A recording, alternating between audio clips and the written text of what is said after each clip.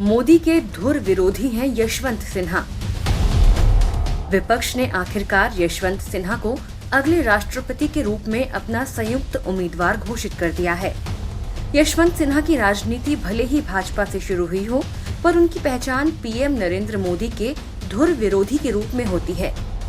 मोदी को बीजेपी की तरफ से पीएम उम्मीदवार घोषित करने के बाद से ही वे लगातार उनके विरोध में बोलते रहे हैं। बीजेपी की तरफ से उन्हें सफल वित्त मंत्री माना जाता है। यशवंत सिन्हा बिहार से आते हैं, इसलिए यह भी माना जा रहा है कि वे एनडीए में दरार डालने की क्षमता रखते हैं। विपक्ष ने इनसे पहले पूर्व पीएम एचडी देवेगौड़ा, शरद पवार, फारूक अब्दुल्ला और गोपाल कृष्ण गांधी के नाम प्रस्तावित किए थे, पर इन सभी नेताओं ने चुनाव लड़ने से इनकार कर दिया। ऐसे में अगर जल्द किसी के नाम पर सहमति नहीं बनती तो विपक्ष में और फूट पड़ने की आशंका थी। सिन्हा पहले से भी तैयार थे। विपक्ष के रणनीतिकारों का मानना है कि बीजेपी की सहयोगी जेडीयू भी उनके नाम पर विपक्ष को समर्थन दे सकती है। नीतीश कुमार इससे पहले भी 2 बार लीग से हटकर अपना समर्थन दिए। 2012 में जब प्रणब मुखर्जी यूपीए से राष्ट्रपति पद के उम्मीदवार बनाए गए तो नीतीश कुमार ने एनडीए का हिस्सा होते हुए भी प्रणब मुखर्जी को समर्थन दिया। वहीं 2017 में नीतीश ने रामनाथ कोविंद को समर्थन दिया और उन्हें एनडीए ने प्रत्याशी बनाया था। खास बात यह है कि चुनाव के दौरान नीतीश यूपीए का हिस्सा थे। यशवंत सिन्हा पुराने भाजपाई रहे हैं। इन दिनों वे प्रधानमंत्री नरेंद्र मोदी के धुर विरोधी हैं। ऐसे में उनकी कोशिश होगी कि वे एनडीए और बीजेपी में सेंध लगा सकें। अभी तक बीजेडी, वाईएसआर, कांग्रेस, आम आदमी पार्टी, टीआरएस विपक्षी एकता में शामिल नहीं है। यशवंत सिन्हा के नाम पर उनके साथ आने की संभावना है। यशवंत सिन्हा की पहचान कुशल प्रशासक और मंत्री के तौर पर होती है।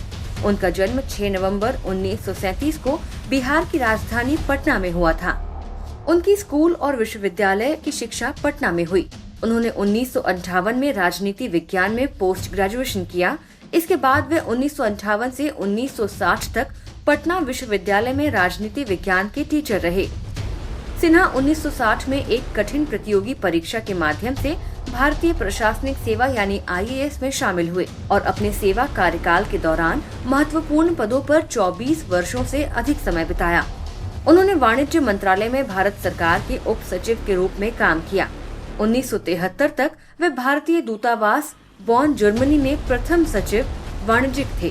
इसके बाद उन्होंने 1973 से 1974 तक फ्रैंकफर्ट में भारत के महावाणिज्य दूत के रूप में काम किया। इस क्षेत्र में 7 वर्षों से अधिक काम करने के बाद उन्होंने विदेशी व्यापार और यूरोपीय आर्थिक समुदाय के साथ भारत के बाहरी संबंधों से संबंधित मामलों में समृद्ध और विविध अनुभव प्राप्त किए।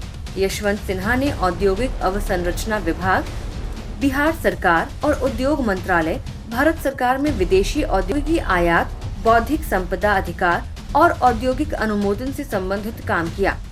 1980 से 1984 तक भारत सरकार के भूतल परिवहन मंत्रालय में संयुक्त सचिव के रूप में सड़क परिवहन, बंदरगाह और जहाजरानी विभागों में उन्होंने मुख्य जिम्मेदारियां निभाई। सिन्हा ने 1984 में भारतीय प्रशासनिक सेवा से इस्तीफा दे दिया और जनता पार्टी के सदस्य के रूप में सक्रिय राजनीति में शामिल हो गए। लंबे समय तक बीजेपी के सदस्य के रूप में सिन्हा ने कई मंत्रालयों में काम किया, लेकिन उन्हें आज भी वित्त मंत्रालय की जिम्मेदारियों के लिए जाना जाता है। 2014 में प्रधानमंत्री नरेंद्र मोदी से यशवंत सिन्हा के विचार नहीं मिल रहे थे। उन्हें झारखंड में उनके संसदीय क्षेत्र हजारीबाग लोकसभा टिकट से वंचित कर दिया। यशवंत के बजाय उनके बड़े बेटे जयंत को हजारीबाग से लोकसभा का टिकट दिया गया। 2014 में जब आईआईटी शिक्षित जूनियर सिन्हा ने सांसद के रूप में पदार्पण किया तो उन्हें मंत्री नियुक्त किया गया। 2018 में यशवंत सिन्हा ने बीजेपी को छोड़ दिया। मार्च 2021 में बंगाल विधानसभा चुनाव से पहले सिन्हा 14 मार्च 2021 को टीएमसी में शामिल हो गए।